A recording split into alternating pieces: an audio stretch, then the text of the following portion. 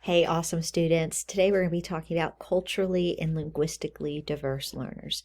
So the question is, who are these diverse learners and how long have they been part of U.S. classrooms? Frankly, immigration is the foundation of our country. All of us are immigrants of some way, shape, or form, and our students are no different. They're coming from racially, ethnically, culturally, linguistically diverse backgrounds.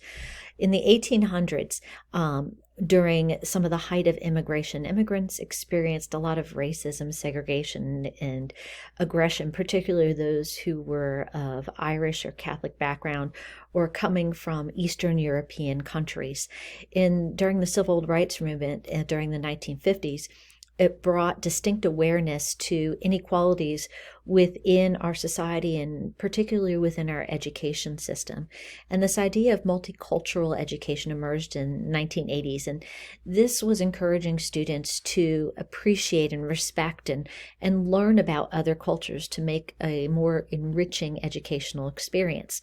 So how diverse are our schools? Well, you can see for the most part, it's about, and this is the average, keep in mind, not all schools are going to be this exact same. Some are going to be more, some are less.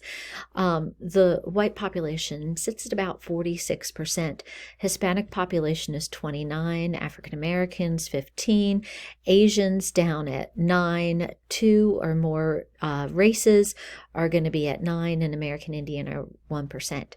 But what you will notice as the trend is that the Hispanic population in the United States, and we've seen this on other charts, is increasing.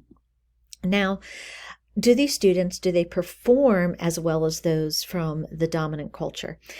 Those who have diverse backgrounds, they're typically going to have lower academic achievement and school performance. And this could be due to a variety of reasons, whether it's a language difference or a cultural difference. But students of color are 2 to 3 times more likely to live in poverty. And studies show and statistics show that when students live in poverty, it increases their struggle academically. And schools in low-income areas, they have inequitable education. There is a higher student-to-teacher ratio. In other words, they're putting a whole lot of kids inside these classrooms. And students of color, because of home-based schools and the way they set out boundaries for school, oftentimes these students who live in low-income areas will be in the low-income schools. And they also tend to have fewer resources in these schools because they're not getting that money in to help with those resources. These schools, because it's lower resources and there are supplements per counties, they often have a harder time attracting and retaining qualified teachers because they can go somewhere else. And so you have a whole lot of teacher turnover, and because teachers aren't there in that consistency, it also increases student dropout. You also have this idea of discrimination and bias where educators come in with their own ideas of what students should be able to achieve. And sometimes some educators have lower expectations for students who are diverse. And then you also have the socioeconomic or sociocultural disparities where parental education and incomes are different. And the lower the parental education, these students are at higher risk for school failure. Now you can see here this achievement gap and how it's changed over time. And you can see here you've got this solid green is the white population, Asian Pacific Islanders above that, Hispanic is down here, and the African American, American Indian, they didn't start tracking until 2000. But you can see the disparity in achievement, that gap that is there between the white and Asian Pacific and Black, Hispanic, and Native American students. So why do we consider special education a concern? Isn't this just a difference? Well, the problem is students from diverse backgrounds, they're disproportionately represented in special education. In other words, there's higher numbers of these students in special education. And sometimes it's due to misidentification. These students are said to have a disability when it's really a racial, cultural, linguistic difference. And so they're unnecessarily placed in special education, which burdens the special education system, takes away resources from kids who need them for special education. And these students and parents will then have negative perceptions about what it means to be in special education. So why is this a concern? So you have these misidentified students. And when the students are placed in special education, sometimes there's a lower set of standards placed upon them. So limited access to rigorous curriculum, diminished expectations, and then this false impression of what their intelligence is, what their potential is, what they could actually accomplish. And then here's some studies that show the real problem with this. Once receiving special education, students tend to remain in special education. It's not like you're there temporarily and you leave. And that's a study by Harry and Klinger in 2006. They encounter a limited, less rigorous curriculum. Again, Harry and Klinger, 2006. There's lower expectations for these students, diminished academic and post-secondary opportunities, and that's the National Research Council and Harry and Klinger. Special education programs means that they're going to have less access to their academically able peers. While we do have free and appropriate education and least restrictive classroom environment, oftentimes they're pulled from that environment. Donovan and Cross, 2002. Then disabled students, they're stigmatized socially. They have this label that's put upon them. National Research Council, 2002. And then this disproportionality in its significant racial separation. There's very high numbers of ethnically diverse students who are placed in special education. And there's 2 more studies there that show that. So what is cultural diversity and how can it influence classroom environment? Many of the behaviors we see are based on our own cultural norms, but students from other countries may not know these or understand them or practice them.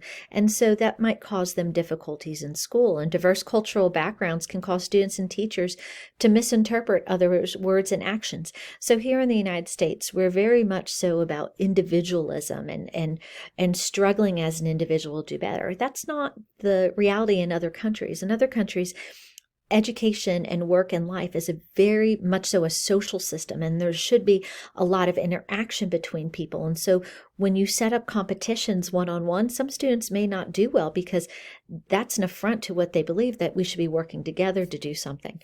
And so keep those in mind. In what educational areas can cross-cultural conflicts occur? So learning experiences and preferences.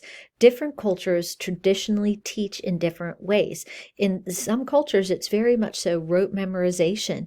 In United States, we're moving towards more experiential learning. Then there's also behavioral expectations. In some cultures, students would never, ever, ever argue with the teacher. I wonder what that would be like. But here, we encourage discussion. Communication styles. We tend to want to look people in the eye and communicate with them. In other cultures, it's a sign of disrespect to look your teacher in the eye. You'd want to look down. And then there's also curricular representation. Our lessons tend to be very Eurocentric because that's where our history lies, but incorporating other elements of diversity in our lessons helps show the importance of other cultures. So how can teachers appreciate where this dissonance might occur? First off, recognize these differences, and the lack of knowledge can make people uncomfortable and cause misunderstandings. And then understand the role that cultural diversity plays in the learning process, that your students are coming from different backgrounds. And then engage in your own self-reflection. Look at your own attitudes and assumptions and what that means for your classroom. Are you holding higher expectations for some students than others? And then engage in reflective examination of your students' attitudes and assumptions. And then what should teachers do to address this? So first off, inform students about cultural knowledge they might be missing. Some of our students here, where we are in Georgia, some of them have never left within the county. They've spent their entire life here. So they may not know certain things about other cultures. And so engaging them in that, and then learn about their students' families and backgrounds and beliefs. When you have students from other countries, tap into that knowledge and learn about them and talk to them. And don't stereotype groups of individuals or assume that because of this same culture, they're going to have the same belief, the same set of traditions. Get to know each family individually. So what does it mean for you to be a culturally competent teacher? It means that you acknowledge students' differences and you recognize that these differences are going to impact learning, that you want to learn about families and backgrounds and the culture of your students, that you use that culture your students have as a basis for learning in your classroom, and you use it to enrich instruction with examples and perspectives from different cultures, and you reflect on the impact of your own culture on the way you instruct and see the world. And then how do you help students succeed in school if you're being a culturally responsive teacher? Again, you acknowledge and legitimize different cultural heritages in your classroom. You incorporate a variety of different instructional techniques. That whole UDL comes back here again. And incorporate multicultural knowledge and resources and materials in all subject areas. This is not just a social studies piece. This is language arts, math, science. All of it gets put in here. Increase understanding and appreciation of cultural differences among the students, and explicitly teach your classroom expectations, because some of these may differ from what's expected at home. So what does teaching look like? You're strengthening students' sense of identity. You're making them feel that they are important. You're promoting equity and inclusivity in your classroom. You're engaging students in the course material, and you're supporting critical thinking. And when you do this, it means you're activating prior knowledge. You're making learning contextual. You're putting it in a place that the students can understand. You encourage students to leverage their cultural capital, in other words, tapping into what they know. And you're building bridges, building relationships. But your students are also going to be linguistically diverse. And I know we've seen this map before about English language learners in the United States. And if you look at Georgia right here, we're within 6 and 10% of the population. Now, keep in mind, that's not throughout all of Georgia. Some areas of Georgia are going to be much higher. Some are going to be much less. That's our average. But what is linguistic diversity? It's students whose home or native language is not English. Sometimes they're called English language learners, ELLs, or English learners, or language minority students. Then we also have this idea of dual language learners, where they're learning more than one language simultaneously. For instance, my niece, her father is Vietnamese and my sister is American. They are teaching Adeline to speak Vietnamese and English. She's what you would be considered a dual language learner. So how does second language acquisition occur, and how long does it take? So it goes through stages. This is not going to happen all at once, and it takes a long time. This is not something that's instantaneous. So the first thing to develop is your silent receptive language. So students can hear what you're saying and follow directions. My sister calls this, because she's learning Vietnamese, she calls this dog commands. So in Vietnamese, if they say sit, eat, go, stay, she understands those words and can respond appropriately. Then you have early speech production, where you're starting to make the sounds associated with it. Then you have speech emergence, where you're actually starting to speak and put words and sentences together. And then intermediate language proficiency, and then finally advanced language proficiency. And keep in mind that receptive language develops sooner than the expressive. You can hear it and understand it before you can actually speak it. So basic conversational skills usually takes 2 to 3 years, and academic language skills, in other words, on your lesson plans, when we talk about academic language, those skills takes 5 to 7 years. That's a really long time. So types of services. So we've got two-way dual language immersion, where they learn academic content and a second language. And the goal is bilingualism and academic proficiency. And Native American or Native English speakers are grouped with English learners. And it usually starts 90-10 English learner native language, and then goes to 50-50. And the goal is the native English speaker learns a new language, and the ELL gains English proficiency. So it's seen as a win-win. Then there's developmental bilingual education. English learners learn academic content in both English and their native language. Now, keep in mind, though, you need that 4 to 7 years for academic proficiency, so it really takes a long time. Then you have transitional bilingual education. So first language academic instruction and separate English instruction, and they're pulled out of the classroom for that instruction. Then we have ESL, and this is going to be the most frequently implemented, but unfortunately the least effective program, and students are pulled out of the classroom for instruction in English only. So what can you as a general ed teacher do to support English language learners in your class?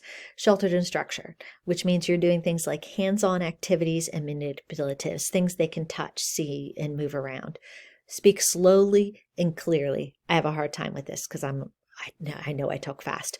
And you want to explicitly explain unfamiliar vocabulary. You want to do demonstrations to show what you're talking about. And then the multimodal means of presenting information are universal design for learning. And then develop language objectives to support your content standard objectives. So in Georgia, who serves English learners? So English speakers of other languages, ESOL, and we have that ESOL endorsement here at the Falls, and I would highly, highly, highly encourage you to consider doing that endorsement. It's the state-funded language instruction education for eligible English learners. It goes from K-12 in the public schools, and the goal of ESOL language instruction is for English language learners to increase both their English language proficiency and their academic language proficiency in content area and subject matters. And then to be able to get this endorsement, you'd have to hold a minimum of a level 4 bachelor's certificate, which you're working towards. You'd have the endorsement after you graduate, certificate in teaching, and your certificate has to be renewable. So just something to consider as you're moving forward.